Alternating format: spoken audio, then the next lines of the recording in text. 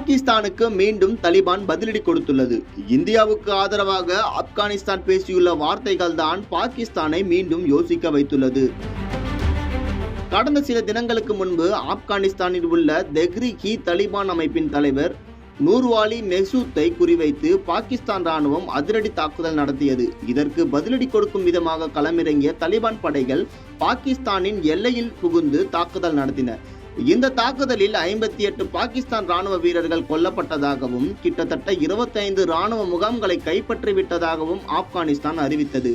அதே சமயம் இருதரப்புக்கும் நடந்த சண்டையில் 200 தலிபான்களை கொன்றதாகவும் பாகிஸ்தான் ராணுவம் அறிவித்தது.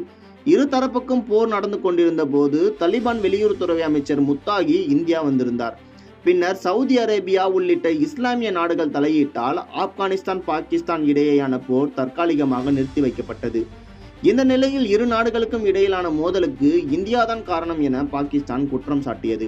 ஆப்கானிஸ்தானுக்கு ஆயுதங்கள் வழங்குபவர்களுக்கு கடும் பதிலடி கொடுக்கப்படும் என்றும், பாகிஸ்தான் மண்ணில் பயங்கரவாதத்திற்கான செயல்பாட்டு தளமாக இந்தியா ஆப்கானிஸ்தானை பயன்படுத்துகிறது என பாகிஸ்தான் ராணுவ தளபதி அகமது ஷெரீப் சௌத்ரி குற்றம் சாட்டியிருந்தார். பாகிஸ்தான் தனது சொந்த தோல்விகளை மறைக்க மற்ற நாடுகள் மீது குற்றம் சுமத்துகிறது என இந்தியா பதிலடி கொடுத்தது. அதேபோல தற்போது ஆப்கானிஸ்தானும் பாகிஸ்தானுக்கு பதிலடி கொடுத்துள்ளது. இது குறித்து பேசிய ஆப்கானிஸ்தான் பாதுகாப்பு அமைச்சர் மல்லாவி முகமது யாக்கூப் முஜாஹித், பாகிஸ்தானின் குற்றச்சாட்டு ஆதாரமற்றது. எங்கள் நாட்டின் பிராந்தியத்தை மற்ற நாடுகளுக்கு எதிராக பயன்படுத்துவதை எங்கள் கொள்கை ஆதரிக்காது என கூறியுள்ளார்.